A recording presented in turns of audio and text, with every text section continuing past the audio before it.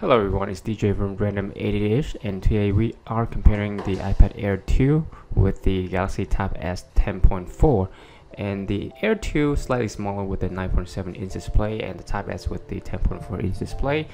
And in this video I'm just going to highlight some key points, and there's more information right down below. Now let's talk about the build quality. The iPad Air 2 has a better build quality for sure with the aluminum bodies built, and this is the AT&T version, cellular version. That's why it has that white band on the top. And the Galaxy Tab S to have the plastic cover on the back with a soft touch material that you see in the Galaxy S5. It's very flexible as well when you try to bend it. Other than that, well built as well. Put them side by side, the Air 2 is slightly smaller than the Tab S, obviously. And on this side, you can locate the headphone jack and the power buttons of the iPad Air, and the Tab S you can see there are the speaker and the headphone jack. On that side, the volume buttons are located here for both. You can see the microphone of the iPad Air and the the power buttons of the Tab S, as well as the infrared blaster port to control the TV. Also the SIM slot for the iPad Air, since it's the AT&T version. On the bottom of the iPad Air 2 there are speakers and the lightning port, and the Tab S has the speaker, the micro SD card for memory expansion, and a micro USB port on this side. On this edge, there's nothing on this edge for both, and you can see the trimming all around these edges are very nice touch to the tablets on both. And let's go to the back. The Tab S has the 8-megapixel camera with the flash, and these two buttons are to connect with the case that come with the tablet. And the Air 2 has the cameras on the back as well, 8-megapixel with the microphone, and this band is for the antenna of the cellular version. I like the iPad Air 2 better because of the way things are laid out. It's more like vertical or orientation, and you can see that my right thumbs are right on the home buttons every time, and versus the Tab S has the horizontal orientation. You know, it's kind of hard when you want to do anything with the home buttons, and you can see that the bezels are too thin, so it's kind of in the way when you want to watch a movie or something like that. Just a thought. Okay, let me put it back to the... Let's talk about the user interface. And the Air 2, there's really nothing new.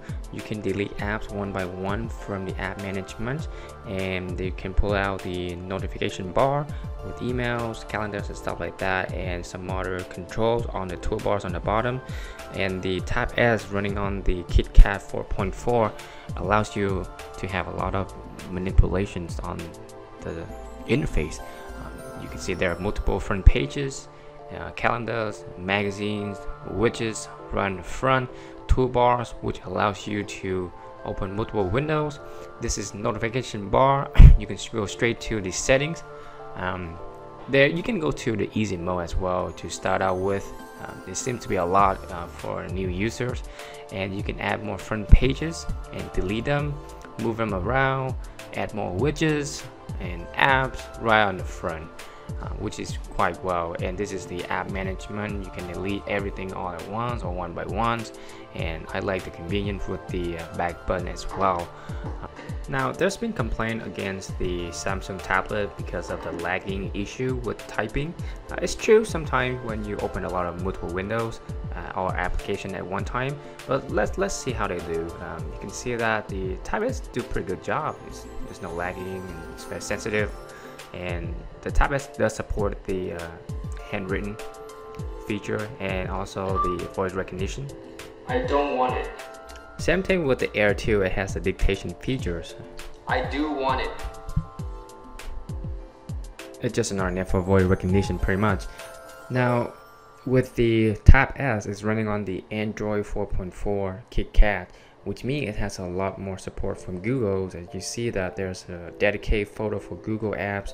And with the iPad Air 2, you don't get that privilege like the Tab S. There are apps and features you have to manually install to get to that, but with the Tab S, everything is there. Let's talk about the camera. The iPad Air 2 has 8-megapixel rear camera, allows you to capture very high quality pictures and video. It has slow-mo mode, panoramic shot, and the time-lapse video as well. But it doesn't have that manipulation for the exposure and the contrast and all the stuff. When you go to the Tab S, it has all that option for you. Different modes, but it doesn't have the slow-mo mode and the time lapse. But you can control your contrast, exposure, and other tool for your photography experience. Now, a lot of times we use tablets for videos and entertainment, and these tablets perform very well. The Air 2 support 3.1 million pixels and 264 ppi.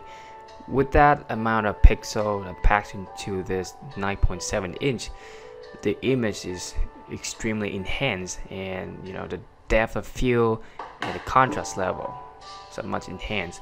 And when you come to the Tab S, it's not a great experience as well, with a high resolution 288 ppi and 4 million pixels in 10.4 inch. I have to say that it's slightly better experience than the iPad Air, but like I mentioned earlier, the bezel on both sides kind of in a way when you want to watch high quality videos. Let's do the speed test. Everyone wants to know this. Who's faster? Now I'm gonna let the iPad Air run first a little bit because it takes a while for the app to kick in.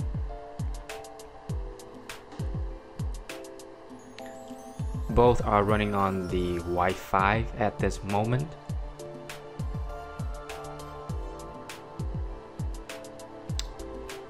See, the iPad Air takes a little bit to kick in.